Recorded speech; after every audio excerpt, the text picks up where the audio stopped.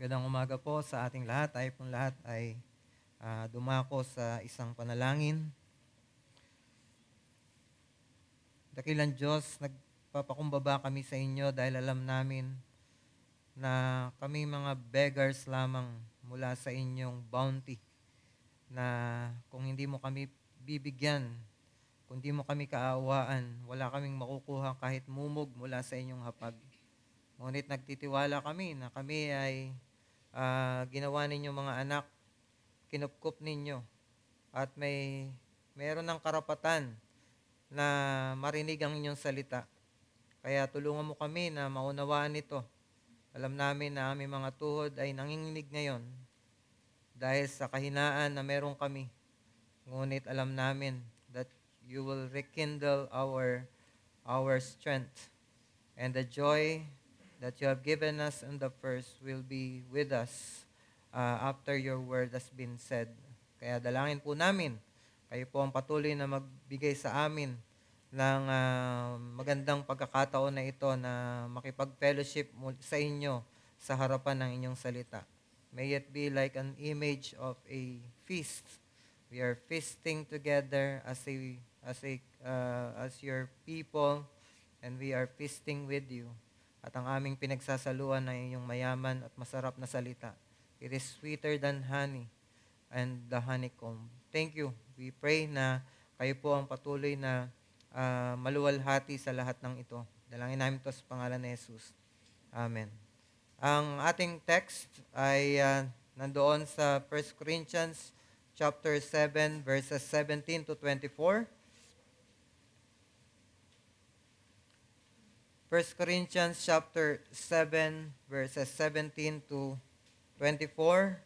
Only let each person lead a life that the Lord has assigned to him, and to which God has called him. This is my rule in all the churches. Was anyone at that time of his call already circumcised? Let him not seek to remove the marks of circumcision. Was anyone at the time of his call uncircumcised? Let him not seek circumcision. For neither circumcision counts for anything, nor uncircumcision, but keeping the commandments of God. Each one should remain in the condition in which he was called. Were you a bondservant, which he has called? Were you a bondservant when called? Do not be concerned about it. But if you can gain your freedom, avail yourself of the opportunity. For he who was called in the Lord as a bondservant is a free man of the Lord. Likewise, he who was free when called is a bondservant of Christ. You were bought with a price. Do not become bondservants of men. So, brothers, in whatever condition each was called, there let him remain with God. Ang binasa po natin ay bahagi ng unang sulat ni Pablo sa mga taga-Korinto, na itong mga taga-Korinto na ito ay namumuhay bilang iglesia sa gitna ng napakayamang syudad, ngunit napakadukha sa moralidad. They are wealthy, and most of them, church members, are also wealthy, but at the same time, napakadukha ng moralidad na kanilang kinabibilangan. Kaya ang iglesyang ito ay nag-i-struggle. Yes, tinanggap nila ang ebanghelyo at mayaman sila sa mga spiritual gifts. Actually, nag-uumapaw ang mga spiritual gifts sa kalagitnaan nila. Ngunit sila'y divided. They are immature. Na-impluwensyahan din sila ng mga pag-uugali ng mundo na kanilang ginagalawan. Imagine a church na meron sa kalagitnaan nila ay merong sexual immorality. At ang klase ng sexual immorality na ito ay it abhors yung pamantayan ng lahat ng mga society. Incest. So, kaya ang iglesyang ito ay nag-i-struggle sa mga ganung mga problema. At ang sobrang immorality sa paligid nila ay sobrang kilala, that even yung sexual immorality, kapag ka ito ay sinasabi, hindi mo kailangang sabihin ito in that particular na act. Kailangan okay lang na itago mo ito sa salitang to Corinthianize. So ganun problematic ang lugar nila. Kaya naman sinusulatan sila ni Pablo para itama ang kanilang maling ginagawa at paniniwala sa pamamagitan ng pagsagot sa mga tanong na ipinadala nila sa kanya. Tinatawag sila ni Pablo na ipamuhay ang kanilang pananampalataya with clarity, with humility, and holiness. At sa lahat ng mga aspeto na itinatama ni Pablo, ay binabalik nila ito doon sa tanging susi. Binabalik nila palagi yung usapin patungkol sa kanilang relasyon kay Hesus Kristo. 'Di ba nung inaayos niya yung kanilang sigalot, anong sinabi niya na yung kanilang division, yung nagsasabi sa kanila na mayroong division sa kanila, may nagsasabing ako kay Apollos ako kay Pablo, ako kay Kristo.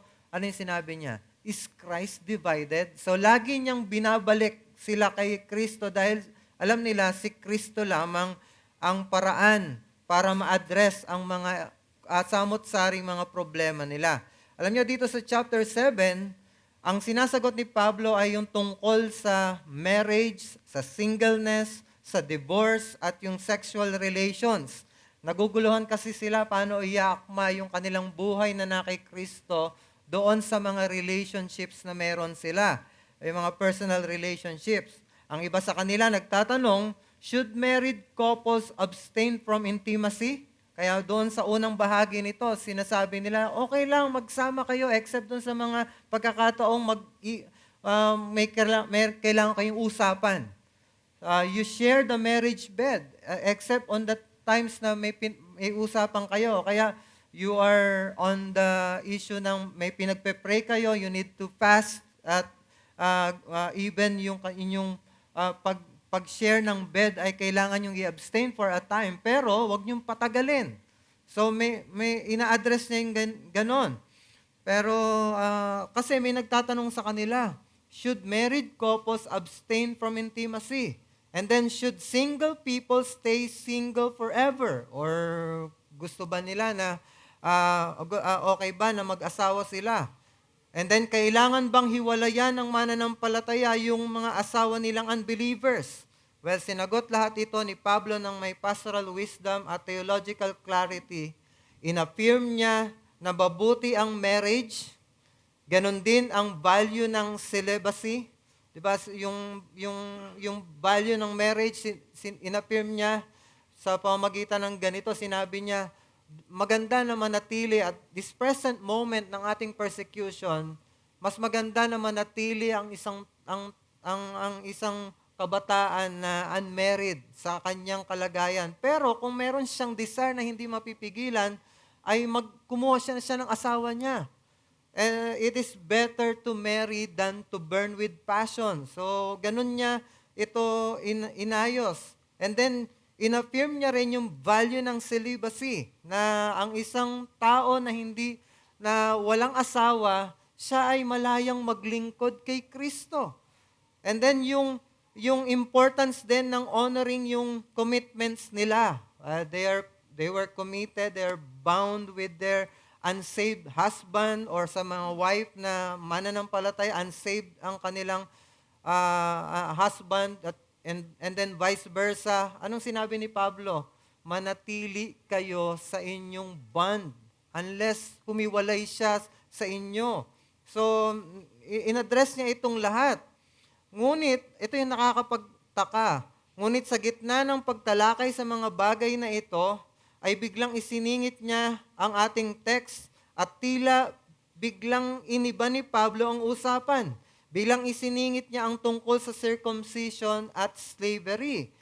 Sa unang tingin, hindi ito connected, pero alam niyo, ang totoo, ang section na ito, ang theological heart ng chapter. Kung mapapansinin natin, ay may inuulit-ulit na principle si Pablo sa ating binasa dito. Hindi lang niya inulit ito ng 2 beses. Inulit niya yung prinsipyo na ito ng 3 beses. At sa Bible, kapag inulit ang salita, hindi ito nagkataon lamang. Sinadya ito. Ito ay napakahalaga. This is emphatic and also foundational. Ang unang paglagay niya nung principle ay nandoon sa ating text sa unang verse, sa verse 17. Sinabi niya, only let each person lead the life that the Lord has assigned to him and to which God has called him. And then inulit niya ito sa verse 20, and then inulit niya ito sa verse 24. Ano yung ibig sabihin nung only let each person lead the life? Yung lead the life is simple na sinabi niya lang doon na you only let each person walk accordingly. Ibig sabihin, ito ay, yung walk kasi, ito ay isang metaphor na tumutukoy sa pamumuhay. At ang sinasabi ni Pablo ay mamuhay sila ng maayos, naaayon. Mamuhay sila ng naaayon. Ano yung ipapamuhay nila? Doon sa sumunod na mga salita, that the Lord has assigned to him. Ito yung dapat nilang pamuhayan. Alam niyo ibig sabihin ng assign? It means a portion.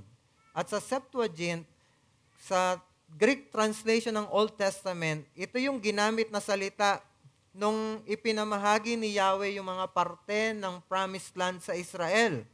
So ito yung mga parte na ibinigay ng Diyos sa mananampalataya. Ibig sabihin, bawat mananampalataya pala, meron siyang portion in this life. May lot siya na inalat ng Diyos para sa Kanya. Yun yung kalagayan na meron tayo ngayon sa ating buhay. Whether ang kalagayan mo ngayon ay single, o kaya ang kalagayan mo ngayon married, ang kalagayan mo ngayon maganda ang buhay mo, you're affluent, or may struggle ka financially, that's your lot. God had given that to us, itong mga ganitong mga assignment na ito. At hindi lang inassign ito, kundi sinabi niya, and to which God has called him. Ibig sabihin, manatili, mamuhay tayo according doon sa, kung ano ba yung tinawag sa atin. Tinawag sila ng Diyos sa kalagayan kung saan sila nandoon. Sa pananaw ni Pablo, yung kalagayan ng mananampalataya ay nasa ilalim ng sovereign and gracious direction of God. He assigned it to us and called us to it. He assigned this lot to us at tinawag tayo dito. Kaya sinabi ni Pablo sa mga taga-Corinth, anuman ang kanilang kalagayan, whether married or not, circumcised or not, ibig sabihin, Jews or Gentiles ka, yung dinatnan mo na race at yung iyong religious status, background, anuman yan, whether you are free or not, they must live accordingly. Kung baga sinasabi niya, nakuha ko tayo sa isang commentary, bloom where they are planted.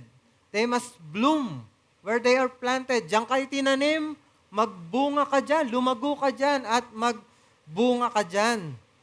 And then sa verse 20, inulit niya yung principle. Sinabi niya, each one should remain in the condition in which he was called. There's no need to go to another place. There's no need to have another status. Nung tayo'y naligtas, nung sila ay naligtas, hindi sila kailangang baguhin at i-improve ang kanilang kalagayan sa mundong ito para ma-validate yung kanilang pananampalataya. Kumbaga, ano man ang kalagayan mo ngayon, naligtas ka ng Diyos sa kalagayan na yan, hindi necessary na umalis ka sa kalagayan na yan. Even on that situation, you can serve God. And then, inulit niya pangatlo doon sa verse 24 yung principle na ito. So, sabi niya, so brothers, in whatever condition each was called, there let him remain with God. Inulit na naman niya yung main principle na kahit anong kondisyon na tinawag sa kanila, manatili sila roon. Pero, alam niyo, ginawa niya dito sa verse 24, ni-wrap up niya yung word, yung itong principle na ito doon sa word na with God. With God. It means, hindi simpleng perseverance yung binabanggit dito. Hindi yung magpakatiis lang kayo. Okay na yan. Basta pagtiisan nyo yung anumang meron kayo. Hindi lang sinabi ni Pablo na ganun. Yung kalagayan nila ay pagtiisan nila. Kundi manatili sila doon nakasama ang Diyos. Yun ang pinaka sinasabi niya dito. You remain in whatever circumstances God had called you. Pero you remain there with God. You remain there with God. Kasama ang Diyos. It means to be faithful to Him sa anumang sitwasyon na mayroon sila. So, itinuturo ni Pablo rito na yung kaligtasan ay hindi nagre-require na baguhin ang social, ethnic, o relational status ng sino man. Diyan ka na, dinatna ng biyaya ng Diyos. Ikaw man ay married or single, circumcised or uncircumcised, slave or free, dinatnan ka ng biyaya ng Diyos dyan, kaya ngayon tinatawag kang mamuhay ng tapat sa Kanya dyan mismo. Dyan mismo. Hindi kinakailangang magbago ng sitwasyon. Kaya ito yung mensahe na ating pwedeng makuha dito. God's call meets us where we are and calls us to be faithful in whatever situation He has sovereignly placed us. Ang Diyos ay kinatagpo tayo saan man tayong kalagayan meron tayo. Yung background mo man, lumaki ka sa church, or wala kang alam sa iglesia, persecutor ka ng iyong mga mananampalatayang kamag-anak or kaibigan, pero dinatnan ka ng biyaya ng Diyos. Hindi mo kailangang baguhin yung nakaraan na yon. Minit ka ng Diyos on that situation, hindi mo tinawag ka on that situation na broken maybe yung family mo at hindi Christian yung family mo. Wala na tayong magagawa doon. But right there and then, tinawag ka ng Diyos dyan. At dahil tinawag ka ng Diyos dyan, you remain faithful to God in that, even on that situation na sa tingin mo ang background mo hindi maganda. So, ang mensaheng ito ay mahalagang paalala sa atin kasi iba-iba tayo ng sitwasyon sa buhay. Yung iba ay married, yung iba single, yung iba ay financially stable, ang iba ay nag-i-struggle sa finances, yung iba ay sa atin ay tila nai-stuck sa isang trabaho at naghahangad ng pagbabago.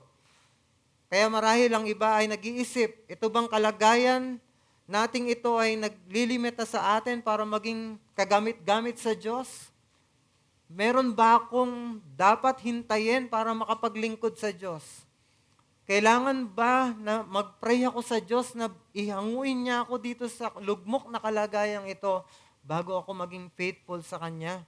Kinakailangan ba nating baguhin ang ating kalagayan bago natin maipamuhay ang ating pananampalataya?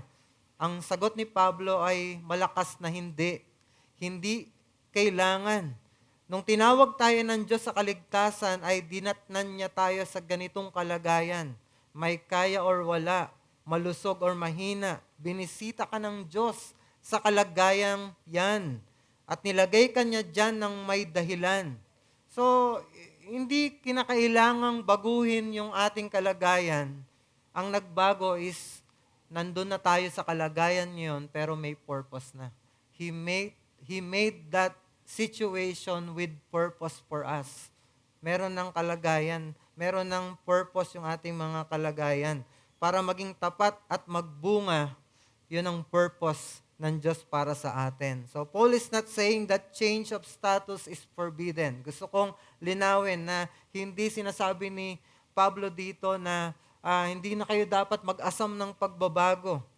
But that it's not required for godliness. Ibig sabihin, kung magkaroon ka man ng opportunity na magkaroon ng pagbabago sa estado ng iyong buhay, hindi yan para magkaroon ka ng, hindi yan requirement para maging tapat ka sa Diyos.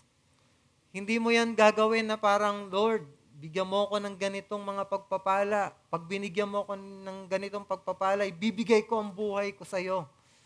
Why don't you give that already sa Panginoon? At hayaan mo ang Panginoon sumagot sa iyong mga panalangin. Hindi ba ang sinasabi ng Psalm 37 verse 4 ay delight yourself in the Lord and He will give you the desire of your heart. Ang atupagin mo ay yung mag-delight ka sa Panginoon in that circumstances na meron ka. At anong gagawin ng Panginoon? Ibibigay niya yung desire ng puso mo. Ano yung magiging desire ng nagde-delight sa Panginoon? Eventually, pag dinedelight mo ang Diyos, mababago even your desires and God will give that desire. 'Di ba? Ano ang i-desire ng nagde-delight sa Diyos? Hindi ba't holiness? Hindi ba't godliness? Hindi ba't yung maging kawangis ni Kristo? And when that happened, God will give you the desire of your life. At maybe, magiging maligaya ka saan man meron ka na kalagayan ngayon. Maybe, God will give you that joy in living out the purpose na meron ka even on that situation. Kahit sa tingin mo ngayon mahirap, pero on that situation, magkakaroon ka ng inner peace and joy.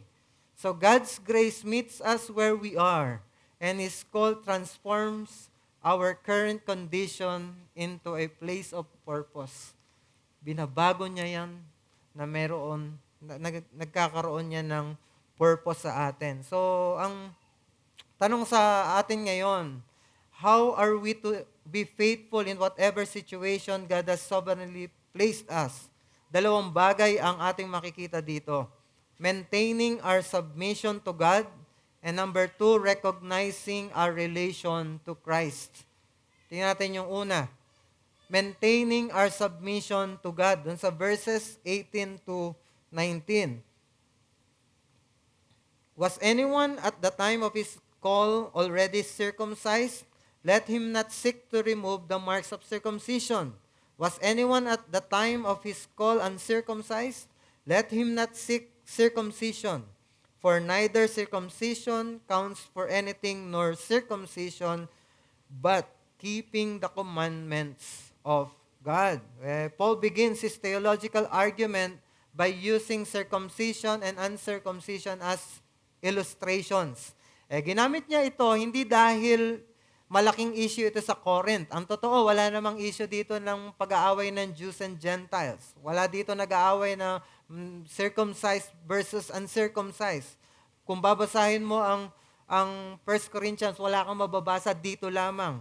Ginamit kasi ito ni Pablo kasi nire-represent ng issue na ito ang pagiging circumcised at hindi circumcised, yung uri ng religious status na gustong-gusto ng Corinth. Kasi, kumbaga, sinasabi niya, ito ang illustration. Hindi ito issue sa inyo, pero mas mataas na illustration ito. Kung sa issue ng Jews and Gentiles, yung status na meron ng Jews na may pride siya sa pagiging circumcised, ay kung yun pala ay inabolish na ng Panginoon yung issue na yon, how much more yung issue nyo ng married, unmarried, ay kumbaga walang halaga yon compare dito, pero even this, yung issue ng Jews and Gentiles, yung pride ng Jews ay walang halaga, how much more na walang halaga yung mga iniisip nyo na ako ba, mag-aasawa ba ako or hindi. I'm not saying na hindi dapat intindihin yon. Ang sinasabi lang ni Pablo dito is, hindi dapat ma-preoccupied ang inyong isipan sa mga bagay na yan to the point na babaguhin nyo yung estado nyo para lang makapaglingkod kayo ng maayos sa Diyos. Ito yung ibig kong sabihin, hindi ba't para sa mga Hudyo ay napakahalaga ng circumcision to the point na sa Acts, yung pinag-aralan natin, nakita natin na may mga believing Jews ang gustong i-impose ang circumcision sa mga naliligtas na Gentiles.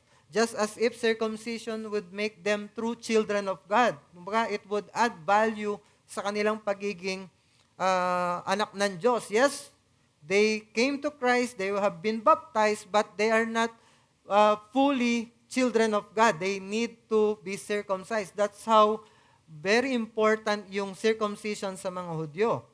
Parang ganun din ang ginagawa ng Corinth.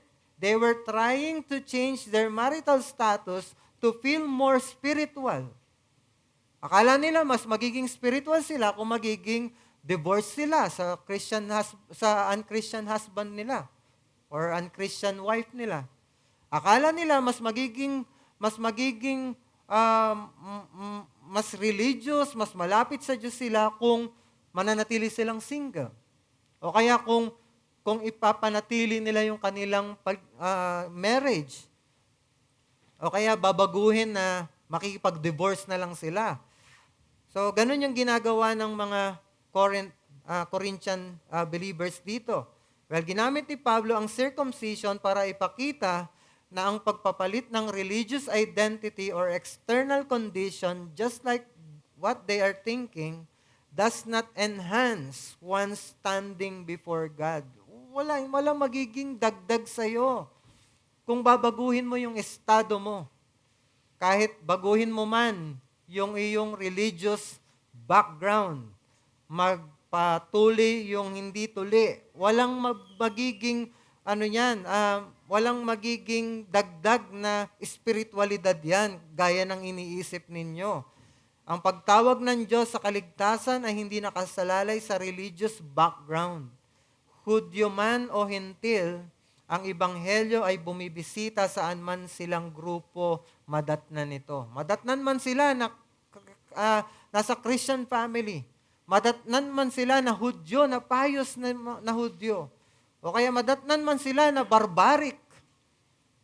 Walang alam sa scriptures, pero narinig nilang Ebanghelyo, walang halaga yung kanilang background. It doesn't make any difference when they have been in Christ. Kaya hindi nakasalalay sa background nila kung ano yung kanilang magiging pamumuhay. And then verse 19, ito yung puso ng ating pinupunto. Sinasabi niya, for neither circumcision counts for anything, nor uncircumcision, but keeping the commandments of God. And napakatindi ng salitang ito ni Pablo, being a Jew himself. Walang saysay daw ang issue ng pagiging tuli at hindi tuli. Ang mahalaga daw ay ang sundin ang mga utos ng Diyos. Napakatindi nito. Gusto ko lang linawin, itong commandments of God na ito ay hindi ang Mosaic Law. Kasi kasama sa Mosaic Law ang circumcision, di ba? Pero sinabi niya, hindi mahalaga ang circumcision. So, apparently, hindi niya sinasabi dito ang Mosaic Law, yung whole Old Testament Law. Magiging contradictory yung sinasabi niya pag ganon. Kumbaga sinasabi niya, walang halaga yung circumcision. Pero ang mahalaga yung Mosaic Law. Kasama yung Mosaic, kasama yung circumcision sa Mosaic Law. So, hindi pwedeng maging ganon yung kahulugan ng commandments of God dito. So, itong commandment of God na ito ay tumutukoy sa moral law na sinusunod ng mga nakay Kristo, not to seek merit, but as a response of grace. Yung sinasabi dito na susunod kayo ngayon sa batas ng Diyos, sa 10 Commandments, hindi para ma-earn yung favor ng Diyos, kundi sumusunod kayo ngayon dahil bilang response sa biyayang inyong natanggap. Sa madaling salita, hindi mahalaga sa Diyos ang past religious background ng tao, ang mahalaga ay sumusunod sila sa Kanya ngayon. Hindi mahalaga yung noon na kalagayan mo. Ang mahalaga ay yung ngayon. At yung ngayon, dapat makitang ikaw ay merong life of obedience sa Kanya. So, ang pinupunto natin dito is God is not concerned with our religious background or external condition. What matters is our present obedience to Him. Ang Diyos, hindi siya nakatingin doon sa ano ba yung nakaraan mo na religious background. O kaya ano yung naging karanasan mo dati. Ang mahalaga sa Kanya ay yung ngayon, yung iyong pagsunod sa Kanya ngayon. Ang katotohanan ito ay napaka-liberating kasi pinapaalala nito sa atin na yung biyaya ng Diyos ay hindi nakareserve sa mga tao na may malinis na religious records. Di ba? Hindi sinave ng Diyos yung mga galing sa Christian family. Hindi lahat ng mga sinisave ng Diyos ay dahil, or not at all, dahil mabait kang tao. Wala kang inagrabyadong tao kung totoo man yon. I doubt that bilang mga unregenerate person, meron at meron tayong masasagasaan sa buhay na ito. Tayo man ay lumaki sa isang iglesia or hindi, tayo man ay lumaki sa Christian family or hindi, the gospel meets you where you are.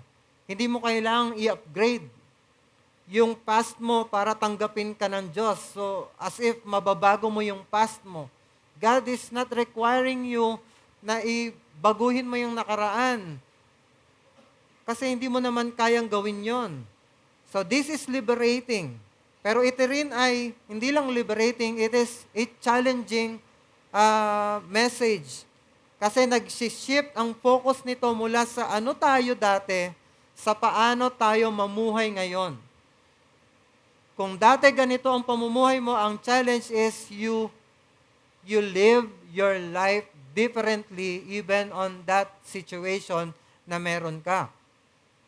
Kaya napaka-challenging nito. Hindi hinihiling ng Diyos na baguhin yung past na buhay natin. He is asking that we change our lifestyle now. We change our lifestyle now. Ang tunay na marka ng maturity ay hindi yung gaano ka-religious yung naging background natin, kundi kung gaano tayo ka-obedient sa ating present walk. Ibig sabihin ay hindi natin kailangan ma-feel na inferior kasi hindi tayo lumaki sa iglesia. Hindi rin natin dapat ma-feel na superior kasi lumaki tayo sa isang Christian family. Walang place yung inferiority at superiority sa buhay pananampalataya na meron ka kay Kristo ngayon. Ang mahalaga ay kung lumalakad tayo ng may pagsunod sa kalooban ng Diyos ngayon. And are we walking sa kalooban ng Diyos ngayon? So kung natatempt tayong isipin na hindi tayo spiritual enough dahil sa ating nakaraan, or iniisip nating mas spiritual tayo dahil sa ating background, at least pinalaki ako ng aking Christian parents, lumaki ako sa church. Kung iniisip mo na yung mga ganito,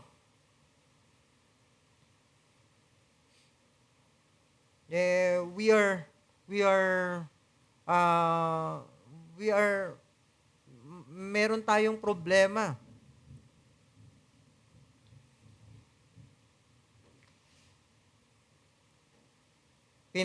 Pinapaalalahanan tayo ni Pablo, God is not concerned with your past religious identity. He is looking for present faithfulness. He is looking for your present faithfulness. Gusto kong linawin sa sinabi kong God is not concerned with your religious background. Hindi ko po sinasabing hindi na mahalaga ang Christian parenting or yung pag-evangelize ng mga anak natin. If you are a Christian parent, you have that obligation na ituro ang pananampalataya at ang salita ng Diyos at yung pag-model ng pagsunod sa Diyos. Ito ay mahalagang responsibilidad ng mga magulang. Tinawag tayong i-train ang ating mga anak sa landas na dapat nilang lakaran, di ba? At ipasa yung pananampalataya from generation to generation. Even your grandson, kung maaari, maipasa yung pananampalataya sa kanila. Ngunit ang ine-emphasize ni Pablo dito ay hindi nasusukat ang spiritual worth ng isang tao sa kanyang religious upbringing. Kahit ang isang tao ay naligtas habang siya ay matagal nang nasa iglesia or bigla lang nangyari na sa isang beses ng pakikinig ng salita ng Diyos ay naligtas siya, ang panawagan ng Diyos ay parehong effectual na nagliligtas at ang calling ng Diyos ay pareho. You live your life in obedience and faithfulness right now. Despite your background, despite ano man yung ginagawa mong pride, maybe you're very proud of your background. O kaya you're very ashamed of your background. Kaya ang message na ito ay hindi dismissal ng child rearing. Ito ay reminder na ang kaligtasan ay sa biyaya. At ang pinakamahalaga ay hindi kung saan tayo nagsimula, kundi paano tayo namumuhay ngayon. And it should be characterized by obedience to God. Kaya I want to challenge us, don't hide behind your background. Whether you're proud of it or ashamed of it, move forward in our unwavering obedience to God. Ano man ang background mo, religious or rebellious ka man dati, huwag mong hayaan na pigilan nito ang pagsunod mo. Kasi kung proud ka sa iyong background dahil marahil matagal ka na sa church bago ka naligtas, bata pa lang dito ka na lumaki, mananampalatayang parents mo, pwedeng sabihin mo, nag-graduate na ako sa paglilingkod dahil doon. Kumbaga parang, ang tagal ko na sa iglesia, alam ko na lahat yan. And it doesn't matter how you know things are being done. What matters is, are you doing it for God? Are you doing it faithfully for God? Baka iniisip na lang natin, alam ko na yan, tapos na ako dyan. Matagal na ako sa iglesia, pwede na akong maglaylo. Pwede na akong maglaylo ngayon. Tumanda na ako sa iglesia, mahina na yung aking katawan, marami na akong karamdaman. Pwede nang hindi na ako maglingkod ng katulad noon. Ano na lang ako, go with the flow. Wala na, ano na lang ako, nominal Christian. Total, nakapag-serve naman na ako. So, that's the danger na yung religious background natin, we are being proud of it. Or kung hindi man tayo proud, kung tayo man ay nahihiya sa ating nakaraan, ay iniisip mong, I have done too many mistakes. I am not worthy to serve God. Alam nyo, gusto ko kayong paalalahanan that God's call is not based on worthiness. It is based on grace. Yung pagtawag ng Diyos, hindi dahil worthy ka. Tinawag ka ng Diyos dahil mabiyaya siya. And He is giving you a chance to serve Him faithfully. After all, sino sa atin ang worthy? Gaano man kaganda ang background natin sa mata ng tao, sa mata ng Diyos, lahat tayo ay pantay-pantay na sinners in the hands of an angry God. Pero kung iniligtas ka niya, ito ay dahil sa biyaya, na nangangahulugan yon, na binibigyan ka ng Diyos ng pagkakataon na maging tapat na lingkod niya. Diba? Sa Ephesians chapter 2, verses 8 to 9, ang gandang text. Ang gandang verses.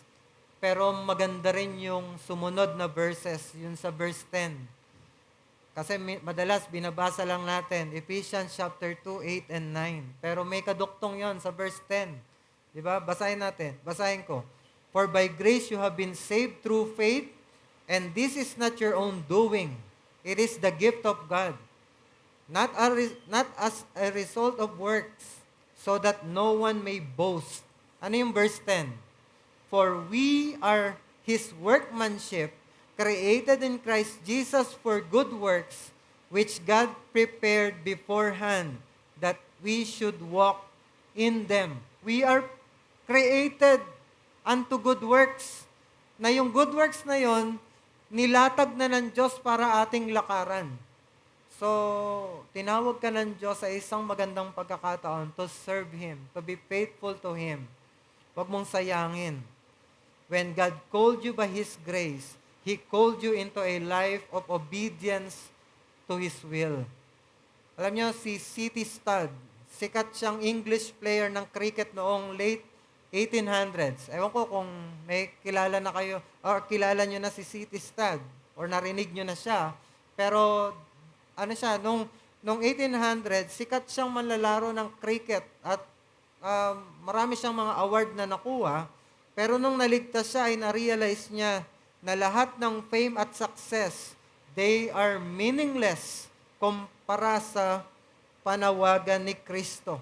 Sinabi niya, I knew that cricket would not last, and honor would not last, and nothing in this world would last, but it was worthwhile living for the world to come. Kaya, alam niyo ginawa niya, tinalikuran niya yung fame, at then yung kayamanan para maging missionary sa China, and then napunta siya sa India, at sa bandang huli na napunta siya sa Africa hanggang sa siya ay mamatay. At bago siya mamatay, noong 70 years old siya, ay sinulatan niya ang kanyang mga apo na nasa England ng isang farewell letter. At doon sa letter na yon ay nakalagay yung mga salitang, only one life will soon be past. Only what's done for Christ will last. Alam niyo, dyan nakuha yung inspiration ng kanta na marahil alam natin, na inaawit natin. It is primarily a poem, but naging kanta at binigyan ng saliw. Ano yung, dyan, alam niyo, ano yung pwede nating makuha dito? Don't lose your life by obeying your own passions. Use it for the service of your master. Use it now. Don't prepare for tomorrow. Use it now.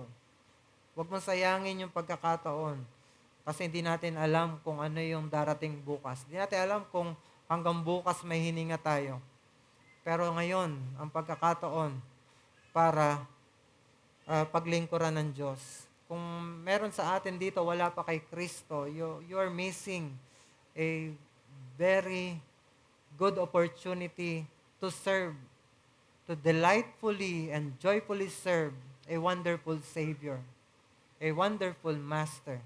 Not a Master na alilain ka at bibigyan ka ng ng insignificant sa buhay. He will give you meaning, He will give you joy, He will give you comfort, He would give you hope, and then those promises will be with you at mawawala ka doon sa threat ng hell forever.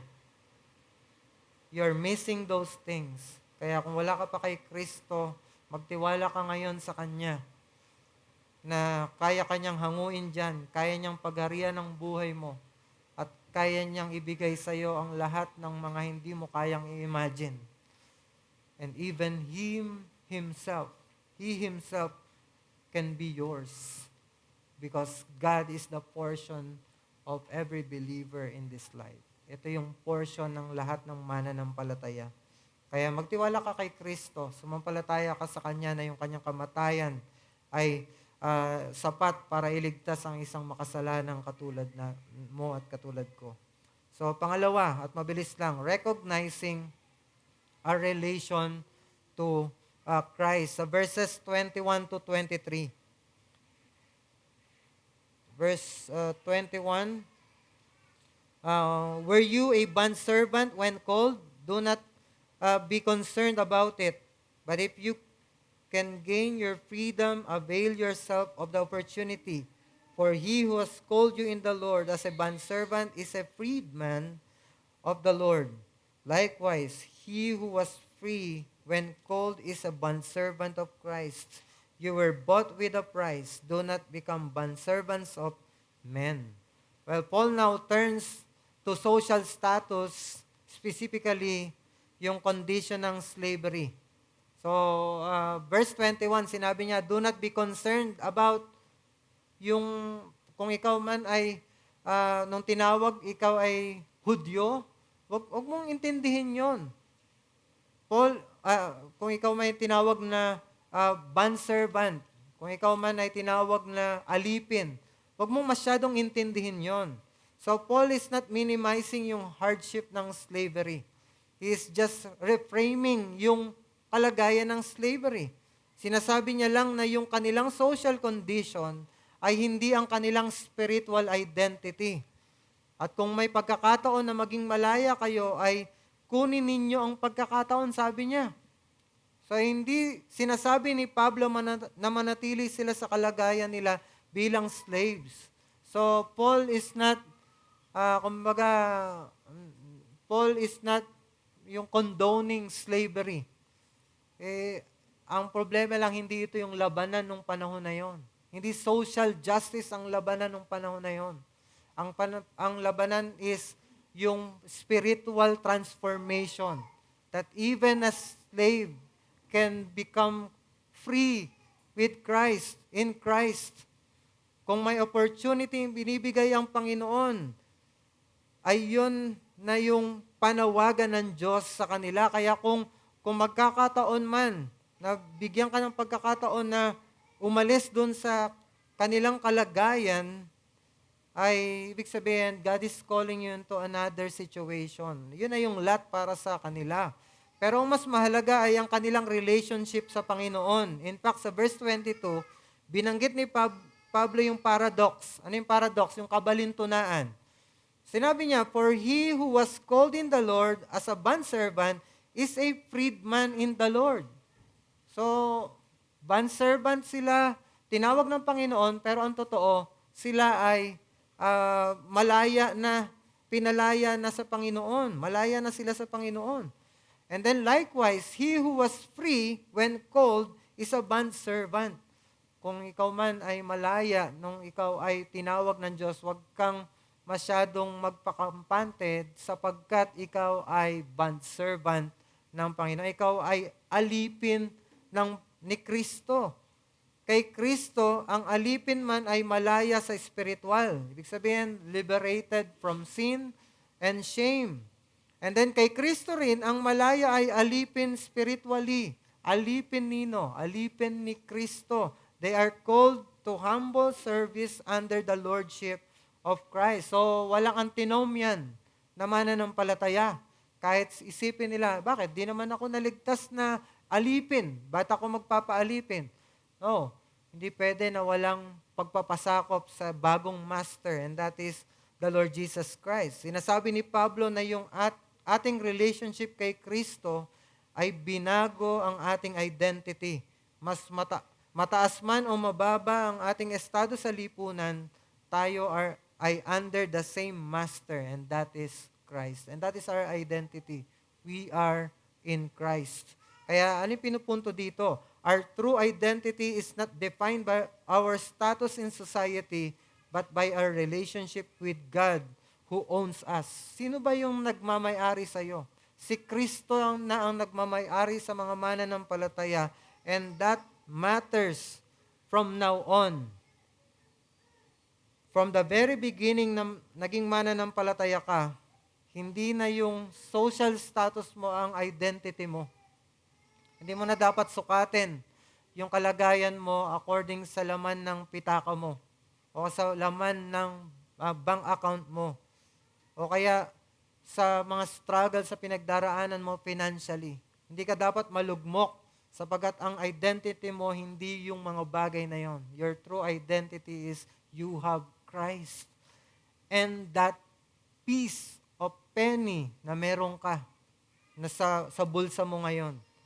Alam niyo, noong panahon ng Biblia, yung slavery, sobrang baba at limiting na estado nito. Pero sinasabi ni Pablo na huwag nilang intindihin ito dahil kay Kristo, ang kanilang social condition is no longer their defining reality. Hindi ini-ignore ni Pablo ang injustice dito. Itinataas ni Pablo ang halaga ng mananampalataya higit sa nakikita ng lipunan. So hindi niya sinasabi na hindi talaga nakakaawa yung kalagayan nyo. O kaya hindi niya sinasabi na okay lang yan, manatili kayong slave. Sinasabi niya dito is, makita nyo yung inyong kahalagahan sa sarili nyo dahil kayo ay na kay Kristo. Sila ngayon ay pagmamay-ari ni Kristo. Sabi doon sa verse 23, binili sila sa halaga. Ano yung halaga na yun? Yung buhay. mismo ni Kristo. Yung dugo, yung precious blood ni Kristo that speaks of His life.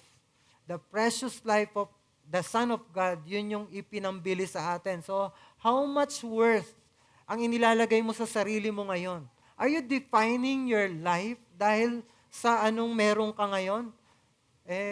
That is a betrayal of your true identity. Kung dinidefine mo, mahalaga ako kasi meron akong ganito. Kung yan ang mas mahalaga sa'yo, you are betraying the identity that you have in Christ. Hindi yan ang mahalaga. Ang mahalaga is meron tayong Kristo sa ating buhay. Sa ating panahon ngayon, ang mga tao ay sinusukat ang kanilang halaga sa pamamagitan ng career titles. Ako, ganito ako sa kumpanya. O kaya yung financial success. I have everything that I need. Kung magutom ang aking anak, I can go and buy the stuff that they need. The food that they need. And then yung education. Mataas ang aking degree. Eto ako ngayon. O kaya yung influence. Malakas ang aking influence. Marami akong na-influensyang tao. There are many people under me. At sa tingin natin, yun na yung ating identity. That counts for nothing kung hindi mo nakikita yung identity mo in Christ. Kung yun lang sukatan ng identity mo at doon ka humuhugot ng pride mo, at hindi mo na-emphasize that you are a Christian, you are in Christ, nagkakaroon ng imbalance sa ating Christianity at sa ating status sa society. Yes, maybe people are saluting you. Many people are thinking na nakakaangat ka sa buhay. Pero are they thinking na mananampalataya ka? Are they thinking na si Kristo ang dahilan ng lahat ng ito? And all of those things na ibinigay sa iyo, it is just something na ibinigay ng Diyos sa iyo as stewardship. At kung loloobin ng Panginoon, kaya niyang tanggalin yan. And still, He can still be your Lord at luluhod ka sa Kanya. Sasabihin mo, thank you. You have given and you have taken away. Blessed be the name of the Lord. So pero pinaalalahanan tayo ni Pablo, hindi ito ang nagde-define sa atin. You are not your job. You are not your income. You are Christ's. You are Him. You are Him alone. This truth brings us freedom from comparison, from shame, and from pride. Kaya stop letting the world define you. Live from your true identity as one who belongs to Christ. Whenever people are giving accolades sa iyo, i-deflect mo ito at pakita mo si Kristo, it is because of Christ and Christ alone. Baka napipilitan tayong baguhin ang ating estado dahil ang tingin natin sa ating mga sarili, kawawa tayo. Alam niyo, yan ang tingin ng mundo, pero hindi yan ang tingin ng Diyos sa iyo. Kung wala ka ngayon, huwag mo isipin na galit ang Diyos sa iyo at hindi ka mahalaga sa Kanya. Hindi yan ang sukatan. Ang sukatan ay, mahal ka ba ng Diyos? Iniligtas ka ba niya? Sino ka ngayon? Ano yung meron ka sa hinaharap? Ano yung pinangako ng Diyos sa iyo? Kung susumahin mo ang mga pangako ng Diyos sa iyo sa present situation mo, kumbaga, it is not worthy to be compared to the glory that will be revealed para sa iyo at para sa kaluwalhatian ng Diyos. Kaya kung susubukan man nating baguhin ang ating estado ng pamumuhay, we can do so. Pero gawin natin ito hindi sa pag-iisip na magiging mas spiritual tayo dahil dito. At bigyan ko lang ng application din dito. Again, illustration lang dito yung slave at free. Pero ang main issue sa chapter 7 is yung may asawa na unbeliever, at sinasabi niya, yes, maglingkod ka sa Panginoon, hindi mo kailangang baguhin yung estado mo bago ka magpakatapat sa Diyos, bago ka maglingkod sa Diyos. Ikaw ay sa Diyos, even though you belong to to an unbelieving husband. So therefore, meron man sa atin dito ang kanyang asawa hindi mananampalataya at sa tingin mo napipigilan ka sa paglilingkod sa Diyos, you continue to do kung ano ang kalooban ng Diyos with subjection pa rin sa iyong asawa kung ikaw ay asawang babae. Pakita mo yung iyong silence. Pakita mo yung iyong subjection sa kanila until they see something in you na kanais-nais. Itong asawa ko gusto niyang maglingkod sa Diyos pero pinipigilan ko. Pero still, he is being submissive sa akin. Ano bang meron? At makikita niya it's because of the gospel that we hold on to. And maybe, by your silence, sabi ng Bible, you may win them. You may win them because the gospel is being so, kumbaga, mabango. Mabangong samyod because of what you are, yung pinapakita mo sa iyong asawa. So, wag din sana nating isipin na mas makakapaglingkod tayo sa Diyos kung mababago ang ating estado. You can live out your true identity kahit na hindi mabago ang kalagayan mo sa buhay. Kahit hindi sa kalooban ng Diyos, we want our spouse or we want yung ating mga asawa na maligtas kung meron man tayong unbelieving husbands or wife. Pero kung hindi man loobin ng Panginoon sa kanyang sovereignty, hindi ibigay ng Diyos sa atin yon. You can be faithful. You can be faithful sa Diyos. You live out your true identity. You do yung mga pinagtatagubili ng Diyos sa atin. Kahit na ganyan yung kalagayan natin, we are being constrained. But we persevere in doing what God commands. Sana ganun ang mangyari sa atin. He called you there, so please do not murmur. Live as children of God. Kahit na anong circumstances natin sa buhay. You don't need to change. Alam niyo, si Fanny Crosby, bulag siya. Pero wala siyang nakita na ano sa memory niya kasi after 7 days nung siya'y pinanganak, hindi naman siya bulag, pero dahil sa quack doctor, after 7 days, nabulag siya sa paggagamot sa kanya. So, wala talaga siyang nakita sa mundong ito. Natanong siya sa kanyang buhay nung malaki na siya, sabi niya, kung bibigyan ka ng pagkakataon, would you wish na may naisilang ka na hindi bulag, nakakita ka? Sabi ni Fanny Crosby, I would still choose na maging bulag. Alam niyo kung bakit? It is because para pag punta ko sa heaven, the first thing that I will ever see is the face of the one who saved me. So, let's focus kung anong meron tayo. And let's focus kay Kristo na siyang ating inheritance. Hindi natin kailangang baguhin yung ating kalagayan. Kung ito yung lot ng Diyos para sa atin, we can flourish here. We can serve Him here. And we can win people around us because of our good testimony. And we can glorify God sa ating kalagayan. So as a conclusion, remain faithful to God where we are until He calls us elsewhere. Let's pray. Lord, we are grateful sa aming napakinggan. We pray na tumimo ito sa aming mga isipan. And forgive us for the points wherein nagkakamali kami, wherein we doubt yung inyong goodness sa amin because of what the circumstances na meron kami. Help us, Lord, na hindi tumingin sa aming paligid, hindi magimbal sa mga nangyayari sa amin to the point na mawawala at ma-shaken yung aming pananampalataya. Help us, Lord, to focus on our blessed hope. And that is the Lord Jesus Christ. Our very precious portion in life is you.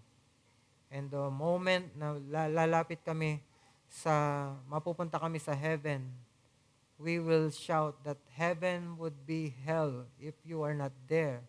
And heaven will be very beautiful just because you are there. At ikaw ang lahat sa amin. Salamat for that identity that you have attached yourself sa amin. May pride kami pag may mga kilala kami na mga politiko, mga kilalang tao, sobrang proud kami to say na kilala namin yon.